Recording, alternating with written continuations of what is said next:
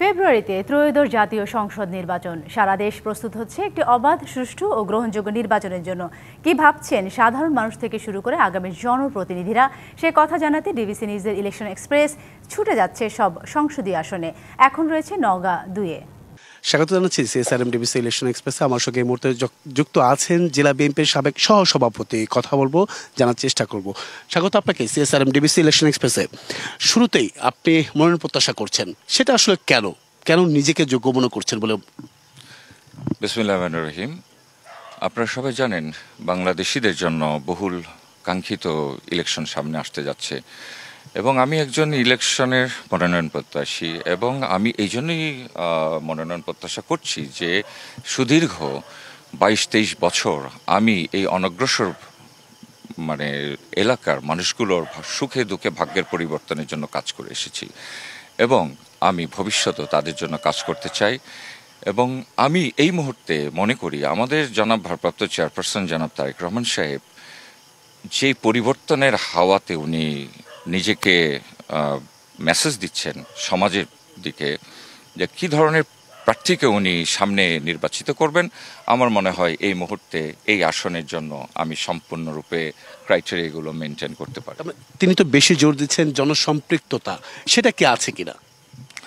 দেখেন, ডেফিনেটলি জনসম্পৃক্ততা না থাকলে একটা প্রার্থীর কোনো যোগ্যতাই থাকে না।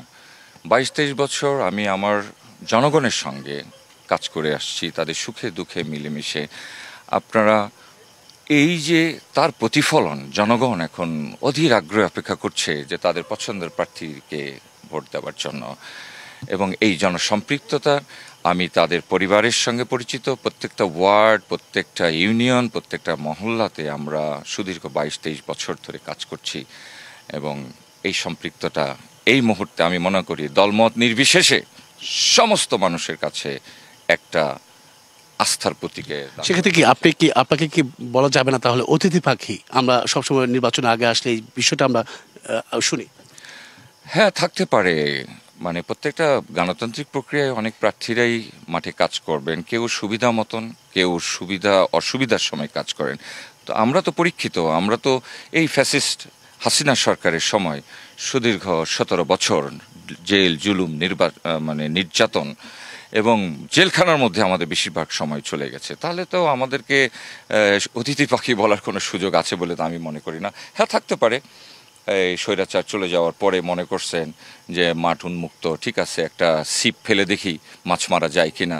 তো আমরা আসলে ছিপ ফেলে মাছ মারার না, আমরা সুদীর্ঘ সময় থেকে মাঠে ছিলাম, মাঠে আছি এবং আমরা অতিথি পাখি না, আমরা অলরেডি পরীক্ষিত। সেক্ষেত্রে কি ধরনের প্রতিশ্রুতি নিয়ে যেতে চান আপনার এই জনগণের কাছে? দেখেন, আমি এই জনগণের মধ্যেই আমার এই এলাকাতেই আমার বেড়ে ওঠা ছোটবেলা থেকেই। এই জনগণের প্রতি আমার ব্যক্তিগত অনেক কমিটমেন্ট আছে। যেমন আমাদের এই অঞ্চলটা অর্থনৈতিকভাবে কৃষি উন্নয়ন একটা জায়গা, কৃষি নির্ভর জায়গা। সেখানে আমরা কৃষি ভিত্তিক ইন্ডাস্ট্রি করে আমরা কর্মের সংস্থান করতে পারি। আমরা এখানে দেখবেন যে ভৌগোলিকভাবে চুনা পাথর এখানে পাওয়া যায়। আমার খুব পরিকল্পনা আছে এখানে চুনা পাথর, একটা ক্লে থেকে আমরা সিরামিক ইন্ডাস্ট্রি করতে পারি। এইখানকার মানুষদের জন্য আমরা হসপিটাল সেবা, হসপিটালের সরকারি হসপিটালগুলোর যে বেহাল দশা, স্বাস্থ্যসেবা, শিক্ষা, এই জিনিসগুলোতে আমরা খুবই স্পেশালি মহিলাদের জন্য, মহিলাদের ইনহ্যান্স করার জন্য, তাদের পোটেনশিয়ালিটি ইনহ্যান্স। মহিলারা যে শুধু সমাজের বোঝা নয়, তারা যে সমাজের অ্যাসেট, আমরা মহিলাদেরকে আপলিফট করতে চাই। কারণ এই মহিলারা যেদিন আপলিফট করবে সেদিন জিডিপির কন্ট্রিবিউশনটা অনেক বেড়ে যাবে। সনাতন ধর্মাবলম্বী যারা আছে বা আওয়ামী লীগ ভোট যেগুলো আছে, সেগুলোকে আপনি কিভাবে পেতে চান, বা সেটা কি আসলে বিএনপিকে বেছে নেবে কিনা?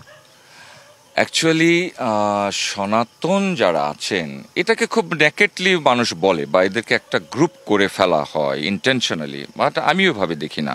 আমি মনে করি they are part of my life, my family. তো কারণ এই ফ্যামিলিতেই তো তারা বড় হয়েছে। তো আমি সনাতন বলে কিছু বুঝি না, আমি বুঝি মানুষ। আর আপনাদের আওয়ামী লীগের যে ভোটারদের কথা বলছেন, হ্যাঁ, আওয়ামী লীগকে নিয়ে আমি কথা বলতে চাই না, কারণ জনগণ আওয়ামী লীগের নেতাদের প্রতি সুদীর্ঘ 17 বছরে এরা যেই উদাহরণ তৈরি করলো, পৃথিবীতে মনে হয় এরকম আর ফ্যাসিস্টের উদাহরণ বাংলাদেশ মানে পৃথিবীতে কোথাও নাই। এখন ওই যে বলে সময়টা এমন এসেছে, পিপুল আর ইগারলি ওয়েটিং, পিপলরা অপেক্ষা করছে একজন যোগ্য মানুষকে ভোট দেওয়ার জন্য, যেখানে সাধারণ মানুষ নিরাপদ।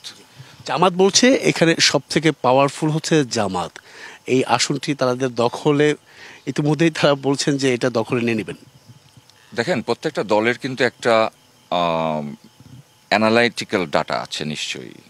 এখন কেউ যদি নিজে নিজে বলে আমি পাওয়ারফুল, এটা তারা বলতেই পারে, এটা একটা পলিটিক্যাল স্ট্র্যাটেজি হতে পারে, কিন্তু আমরা তো জানি এখানে জামাতের কত পার্সেন্ট ভোট আছে।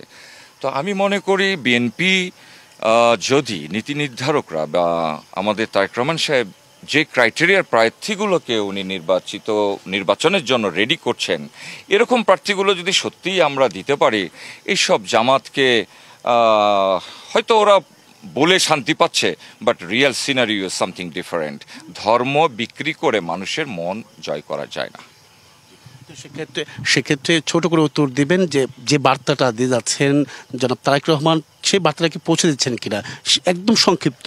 হ্যাঁ, জনাব তারেক রহমান 24 ঘন্টার মধ্যে আমার মনে হয় 18 আওয়ার্স উনি আমাদের জন্য ব্যয় করছেন থ্রু বিভিন্ন রকম ইলেকট্রনিক মিডিয়া, প্রিন্ট মিডিয়া, এবং এই বার্তাগুলো, এই 31 দফা, আমি তো মনে করি 31 দফা বাংলাদেশের এখন মুক্তির সনদ।